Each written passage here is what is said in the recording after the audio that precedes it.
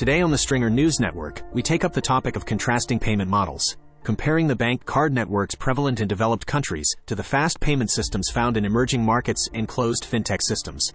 We will explore the potential role of cryptocurrencies and central bank digital currencies. Furthermore, we will examine how certain governments may leverage digital finance to reduce their dependence on the Western financial system. A logical starting point for our exploration is the emerging world, where much of the most exciting action is currently taking place. Before we begin, please like, share, and subscribe to our channel, the Stringer News Network, so that you won't miss out on any upcoming stories. Now let's get started. Payment stands as one of the fundamental pillars of economic activity. When making a purchase, it is necessary to possess something desirable to the seller in return. Bartering serves as one option, but it faces inherent challenges due to the likelihood of possessing an item desired by the counterparty at any given moment. Early forms of currency, such as cowrie shells, beads, and metal coins, offered a solution by consistently holding value for transaction settlements. However, they presented their own complications, including counterfeiting, delays, and the potential lack of immediate availability. The introduction of credit in trade, documented as early as 5,000 years ago in Mesopotamia, revolutionized the landscape. It provided instant liquidity, fueling commerce, but necessitated trust and verification, ushering in a fresh set of complexities. Throughout the ages, physical objects, including cash, have been the primary means by which humans conducted transactions. Initially, banks were established with the purpose of safeguarding commodities like grain, rather than being directly involved in consumer payments. Subsequently, the introduction of checks became linked to bank accounts. However, it was the advent of the first credit cards, pioneered by Diners Club in 1950, and the implementation of magnetic stripe cards, notably by American Express in 1971, that initiated a broader shift away from traditional forms of payment such as paper money and checks. Nonetheless, these advancements predominantly remained confined to developed economies and catered to affluent customers of banks, which continued to serve as the central nodes of financial operations. Presently, a new wave of digitization propelled by smartphones and the internet is revolutionizing payment systems once again. This transformation enables near-instantaneous remote payments, significantly minimizing the obstacles involved in the movement of money. Consequently, it facilitates long-distance trade while leaving behind a transparent and traceable transaction trail.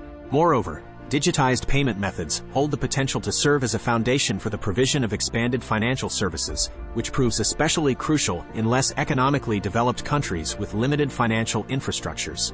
The advent of digital payment platforms brings forth the promise of ushering in new dominant players within the immensely profitable global payment system, which raked in a staggering $2.1 trillion in revenues in 2021. It suggests a departure from cumbersome banks, expensive credit cards, and the unseemliness of physical cash. Instead, we witness the rise of captivating crypto protocols, seamless fintech wallets, and even digital central bank currencies. Admittedly, some of the excitement surrounding this transformation may have been excessive. Nevertheless, this exclusive report posits that the very mechanism of monetary transactions is indeed undergoing a colossal mutation.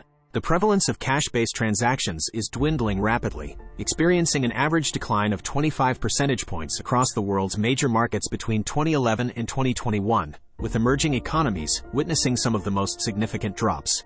Digitization plays a substantial role in driving this shift away from cash. Across the globe, an array of payment systems is emerging, each presenting its own set of advantages and disadvantages. Interestingly, the driving forces behind this transformation are not solely confined to innovative fintech firms, digital newcomers, or flashy cryptocurrencies. In many instances, it is a collaborative effort between state-led initiatives and established banks that is spearheading the rewiring of payment infrastructure. For instance, in India and Brazil, government-sponsored payment platforms have emerged as the dominant non-cash payment methods, successfully integrating hundreds of millions of previously unbanked individuals into the formal financial system.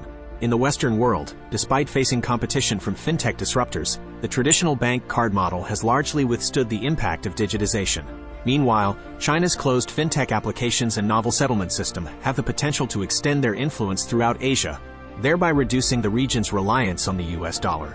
The evolving landscape of digital finance carries significant implications for the relationship between money and the state. Some governments may leverage digital financial systems to exert greater control over their citizens. As digital payment platforms proliferate, the West may experience a reduction in its financial influence. While frictionless money movement enhances efficiency, it also raises concerns about potential financial instability. as easier access to bank deposits could lead to increased customer withdrawals, as exemplified by the Silicon Valley Bank's failure following a bank run.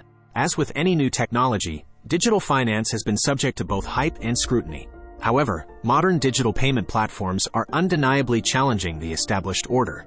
While banks traditionally served as the entry point to formal finance, apps utilizing QR codes, fast payment networks, and high-speed internet connections have now become the gateway for many individuals.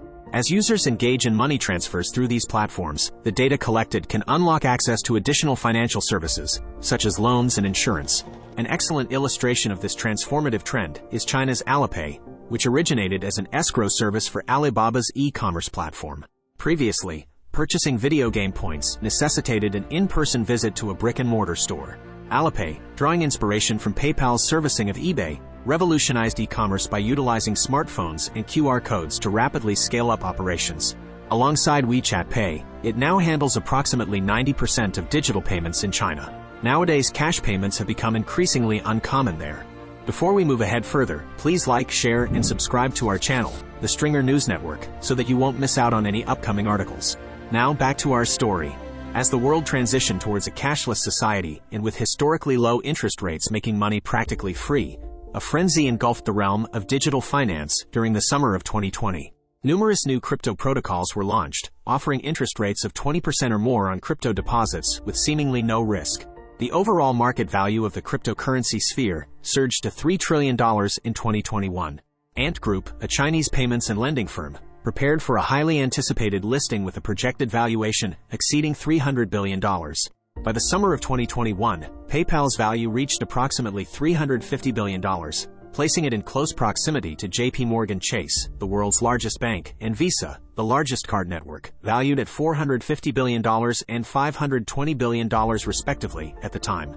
However, the frenzy proved to be short-lived.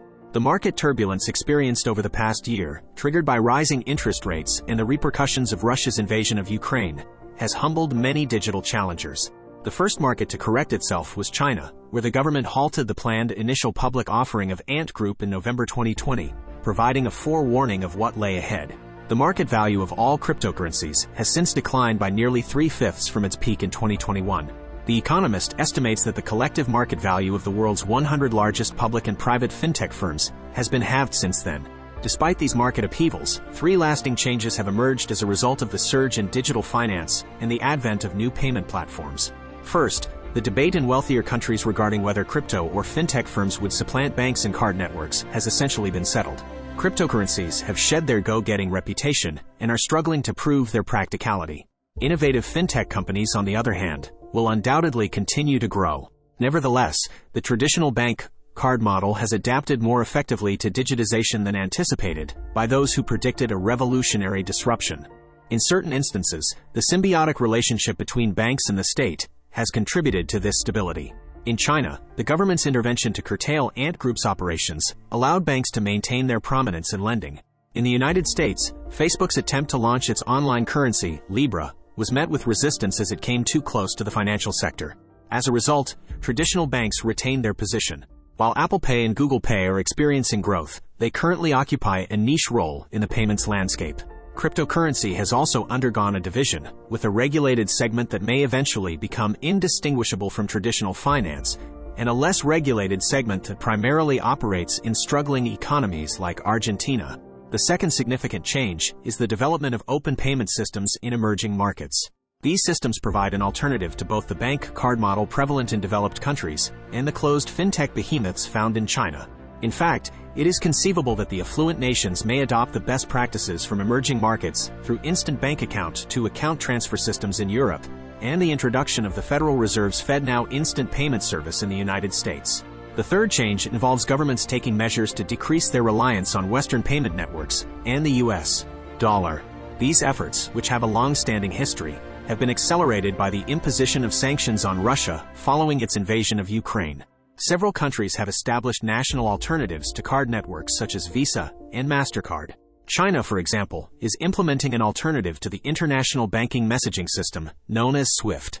Additionally, certain countries are establishing multilateral payment linkages that enable their citizens to use their preferred domestic payment systems while abroad. For instance, UPI wallets from India can now be utilized in Singapore, while Alipay wallets from China are accepted in locations ranging from Dubai to Washington, D.C. GrabPay from Malaysia can be used across much of Southeast Asia.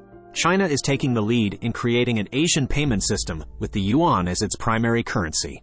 As technology progresses and provides more cost-effective alternatives to the US dollar, these systems may pose a challenge to the West's dominance in international finance. Control over payment systems carries significant political power as they are utilized for tax collection and benefit distribution.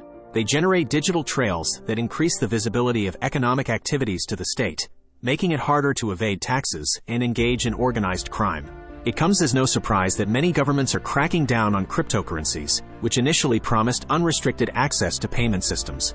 Recently, the United States filed charges against Binance, the world's largest cryptocurrency exchange, for evading American regulations. China is also attempting to ban cryptocurrencies, and India has imposed restrictions on their usage. That concludes our report. Thanks for joining us on the Stringer News Network. We hope that you enjoyed this topic. For more videos like this one, as well as other fascinating content, please subscribe to our channel so that you won't miss out on any upcoming features.